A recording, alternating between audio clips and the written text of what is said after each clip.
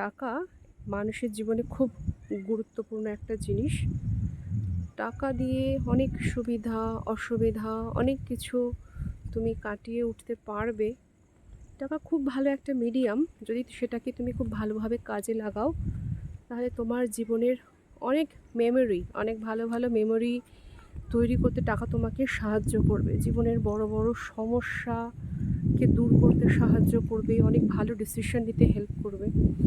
এই যে এখন রাতের 10:30 পৌনে 11টা বাজে আর আমি এরকম একটা জায়গাতে আছি, একটা মেমোরি তৈরি করছি, জীবনের একটা মেমোরি তৈরি হচ্ছে, সেটাতেও কিন্তু টাকা